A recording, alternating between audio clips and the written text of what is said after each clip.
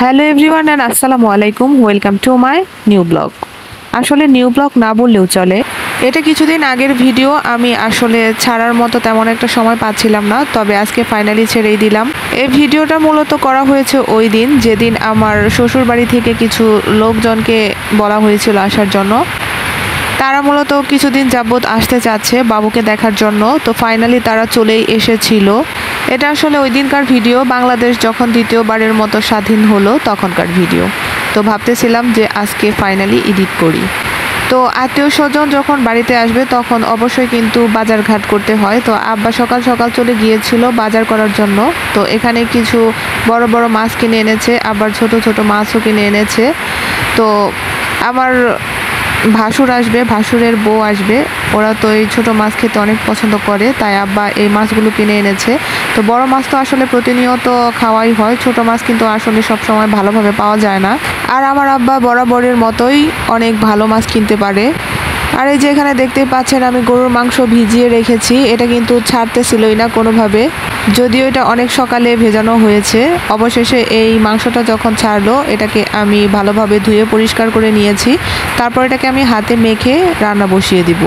পুরোটা ভিডিও যদিও আমি করতে পারিনি, কারণ আত্মীয় স্বজন যখন আসে তখন কিন্তু এতটা ভিডিও করে কাজ করা যায় না, তখন কাজের অনেকটা প্রেশার থাকে। তাই আমি অল্প অল্প করে ক্লিপ নিয়ে ভিডিওগুলোকে সাজিয়েছি। তো এই যে দেখতেই পাচ্ছেন আমি পুরোটা ভিডিও না দেখে একদম রান্না বসিয়ে দিয়েছি। এখানে সুন্দর করে হাতে মেখে তারপর আমি এই মাংসটাকে কষিয়ে নিচ্ছি। আর এই যেখানে দেখতেই পাচ্ছেন আমি পিঠা বানানোর জন্য চলে এসেছি। আর এটা কি পিঠা, কি নামে পরিচিত আপনাদের এলাকায় অবশ্যই কমেন্টের মাধ্যমে জানাবেন। তো আমি এই পিঠা বানানোর জন্য প্রথমে নিয়ে নিয়েছি মাংসগুলোকে কুচি কুচি করে নিয়ে নিয়েছি। আর এটা হচ্ছে গরুর মাথার মাংস। আর প্রথমে বলে নিচ্ছি এটা কি পিঠা, এটা হচ্ছে আমাদের এলাকায় রুট পিঠা, আমরা রুট পিঠা বলে থাকি টাঙ্গাইলে এটাকে।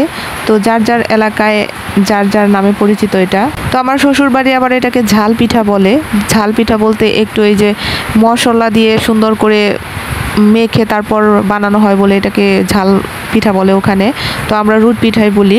তো এখানে আমি পরিমাণ মতো সব মশলাপাতি দিয়ে দিচ্ছি। তো তখন কি কি মশলা দিচ্ছিলাম আমার সেটা এখন ভিডিওতে দেখে বলার মতো অবস্থা নাই, মানে আমার তেমন একটা মনে নাই। তবে আমি আদা রসুন পেস্ট এগুলো সব দিয়ে দিচ্ছিলাম।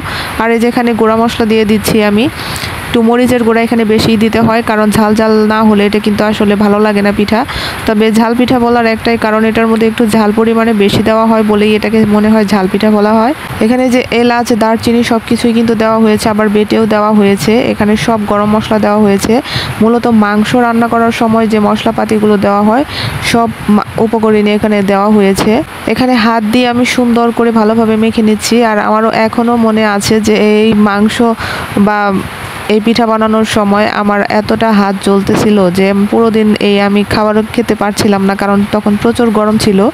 আর এই যে দেখতে পাচ্ছেন এখানে আমি সয়াবিন তেল আর সরিষার তেল দুইটাই অ্যাড করে দিয়েছি। তো এটা পিঠাকে পরে রান্না করা হবে।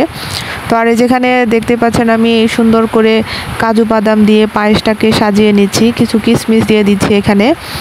ওনারা পায়েস খুবই পছন্দ করেন, ওনারাও মিষ্টি লাভার আমাদের মতো, আমরাও যেরকম মিষ্টি খেতে পছন্দ করি ওনারাও তেমনই পছন্দ করেন। তো আমি সুন্দর করে এটাকে ডেকোরেশন করে দিলাম। তো আমার এটা ডেকোরেশন করা এখন শেষ হয়ে গিয়েছে। তো আম্মা ওই দিক দিয়ে আবার পোলাও বসিয়ে দিয়েছে চুলার মধ্যে। পোলাওটা সব শেষেই রান্না করছে, কারণ গরম গরম পোলাও না হলে কিন্তু খেতে আবার ভালো লাগে না, তাই সব শেষেই এটাকে বসিয়ে দিয়েছে। আর ওই যে দেখতে পাচ্ছেন ওই কড়াইয়ের মধ্যে অন্য পাশে ওই পিঠাটাকে পোড়া দেওয়া হয়েছে। মূলত এই রুট পিঠা এটাকে সুন্দর করে কড়াইয়ের মধ্যে কলার পাতা বিছিয়ে তারপর কলার পাতার উপরে সুন্দর করে ওই চাল সহ সমস্ত মশলা মাংস সহ এটাকে দিয়ে দেওয়া হয়েছিল। আর উপরে কলার পাতা দিয়ে আবারও সুন্দর করে ছাই দিয়ে গরম গরম ছাই দিয়ে ভাপ দেওয়া হচ্ছিল। আর যেখানে দেখতে পাচ্ছেন কি কি রান্না করা হয়েছে। তো মূলত আমি এইটুক ভিডিওই করতে পেরেছি, আর রান্নাগুলো আমি করতে পারিনি, বড় মাছের রান্নাটাও দেখাতে পারিনি। তো ধন্যবাদ।